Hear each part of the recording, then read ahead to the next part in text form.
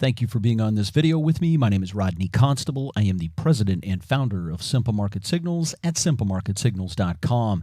Simple Market Signals helps you understand the level of risk in the stock market through our proprietary market risk signals that are emailed to you every weekend in our weekly stock market-based newsletter, all for less than $20 per month. Today we will be doing technical analysis on the S&P 500 for Thursday, May 14th, 2020. For this analysis, we will be using stockcharts.com. That is the charting service that I use and pay for, and I will leave a link to their site in the description box below this video. Today we were up 1.15% on the S&P 500 and closed at 2852.50. The first chart that we're looking at today is an intraday chart of the S&P 500 where each candlestick represents 1 minute of trading. And as we can see here, we gapped down at the open. This dotted blue line is where we closed yesterday. So we gapped down at the open and hit our lows of the day at 2766.64. Now that will come into play. That 2766 number will come into play on the next couple of charts. So kind of keep that in mind. And as you can see, the day got much better from there. And the two blue lines here are set at 2794 and 2800. And again, those two areas of support and resistance have been important for the last few weeks, and we'll talk more about that on the next few charts. So also keep those in mind. As the day wore on there, a little after 12:30, we finally went positive. And then kind of played around sideways for a little while here. And then just before 3 o'clock, the market rallied into the close, and we closed at the absolute highs of the day. So today was a much better looking day than the last few days. The next chart that we're going to look at here is a 10-day chart of the S&P 500 where each candlestick represents 15 minutes of trading. Now, you may remember this chart, but I've made some changes to it, and stay with me because this is going to get very important. So we know that we had this uptrend line that was broken a few days ago to the downside, and you can see today's trading action here where we gapped down and went down to this 2766 level, bounced off of that, and then you can see the volume bars behind today's trading here, and you can see the black lines, the black vertical volume bars. That's very important because there was a lot of volume that came in once we hit this 2766 level, and again, that's going to be super important even on the next chart, so just stay with me here, and this will make a lot of sense. But you can see that after we hit that area and the volume started to come in, now I understand that there's a promise of more stimulus to come, so that definitely helped. But we also hit a technical level here where it seemed to trigger some more buying. And from there, you can see that the day just got progressively better into the close. The next chart that we're going to look at is a 22-day version of the same chart we just looked at. So this is still 15-minute candlesticks, but we just extended this chart back 22 days because I wanted to capture what happened back on April 15th and 16th. And what you can see here is this same area that we kissed and bounced off of, this 2766 level, which is why I have this blue line here.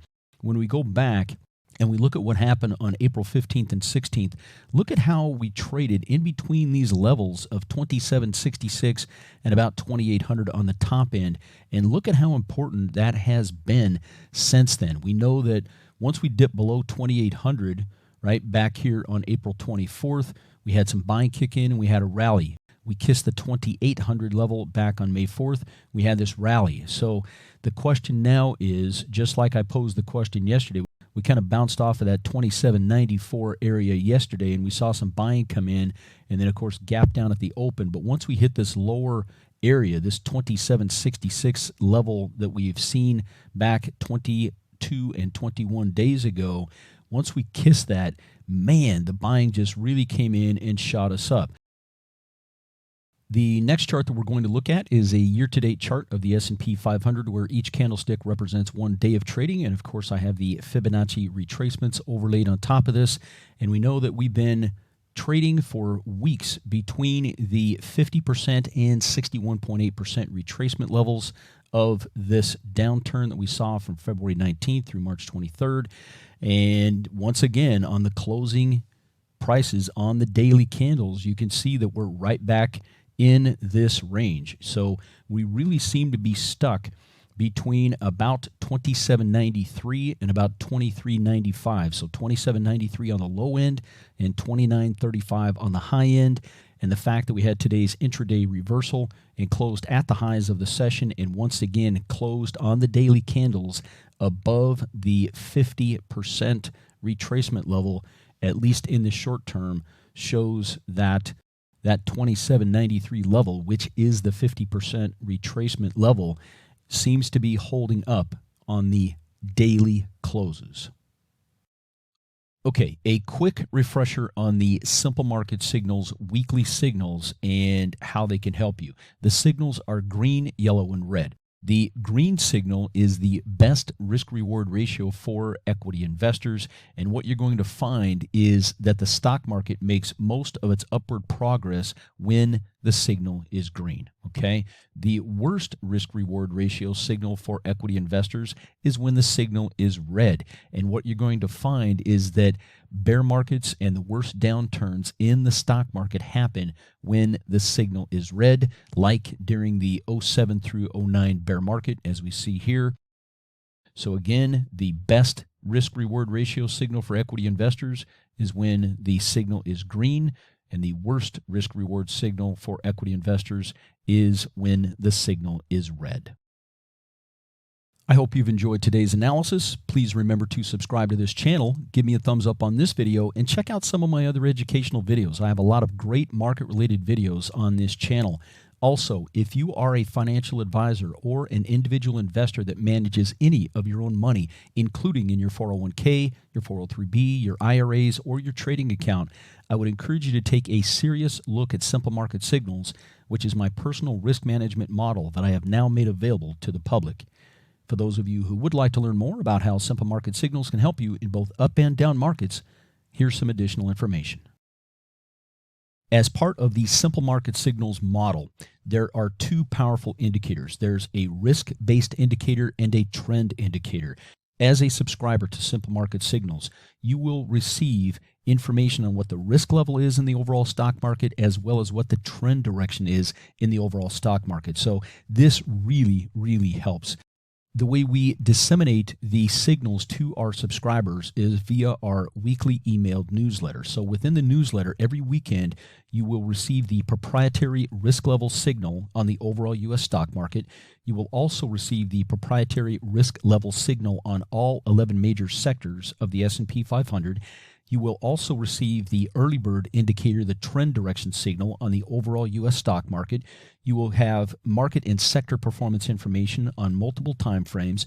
You'll get market commentary and a weekly recap of what happened in the market. You'll have technical analysis information, fundamental analysis information, and yield curve information. There is a ton of information in this newsletter every weekend. And a subscription to Simple Market Signals is just $19.95 per month. That's less than 67 cents a day. It's billed monthly on your credit card. There's no contracts. You can cancel anytime, and your first 2 weeks are free. Now let's recap what you get with your subscription to Simple Market Signals. You get the weekly emailed newsletter with all of the contents we just talked about. You will also receive special midweek updates when warranted. So if there is a major signal change or direction change, we're not going to wait until the weekend to get that information to you. We will send out a special midweek update when necessary to keep you up to date as to what's going on within the model. And the best fit for a subscriber for Simple Market Signals is somebody that has at least a 6 to 8 week time frame or longer. So if you're a long-term investor, you're going to love this. If you have at least a 6 to 8 week time frame that you focus on with your trading and investing, you're going to love this. If you're an ultra short-term 1 or 2 day trader, kind of a day trader, or somebody that trades within a week, Simple Market Signals might help you a little bit. But the reality is, the people that are going to benefit the most from a subscription to Simple Market Signals are those people that have at least a 6 to 8 week plus time frame that they're focusing on.